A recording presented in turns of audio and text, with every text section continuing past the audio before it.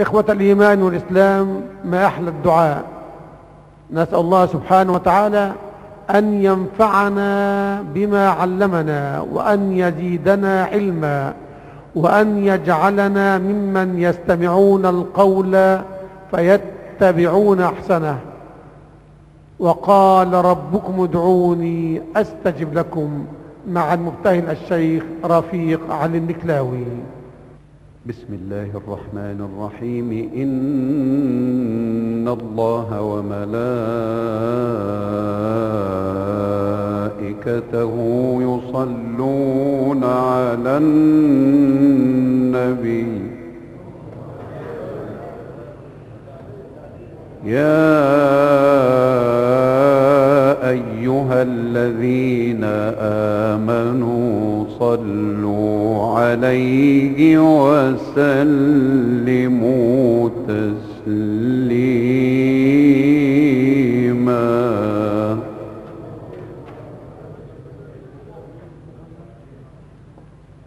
إلزم حمى الله تسلم. إلزم حمى الله تسلم من خطاياك،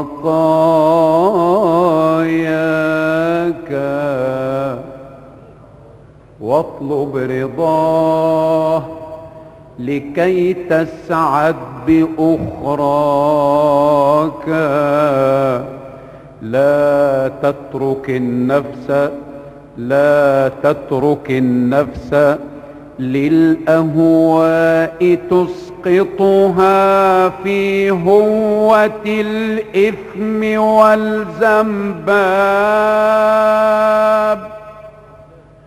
مولاك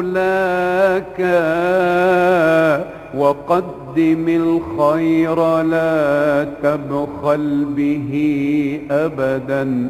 أنفق فلا تدر يسراك بيمناك. وصن لسانك عن فحش يدنسه، وأحسن الظن في هذا وفي ذاك.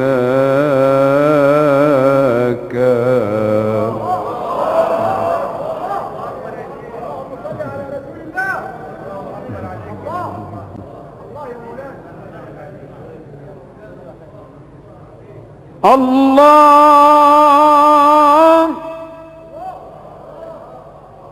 ربي لا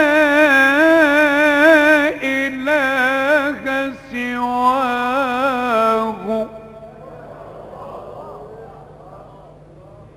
هو الله ربي لا إله سواه، فهو الإله بأرضه وسماه. انظر رعاك الله من خلق الوجود الحي من سواه.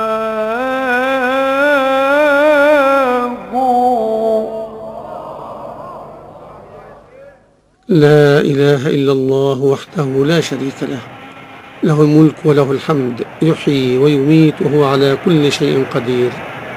هكذا إخوة الإيمان والإسلام عشنا في رحاب هذه الابتهالات الدينية قدمها لنا المبتهل الشيخ رفيق علي النكلاوي، وكانت ختاما لهذه الأمسية الطيبة المباركة، والتي قدمناها لحضراتكم من مسجد آل طلوز بالهواشم، مركز البلينة، محافظة سوهاج.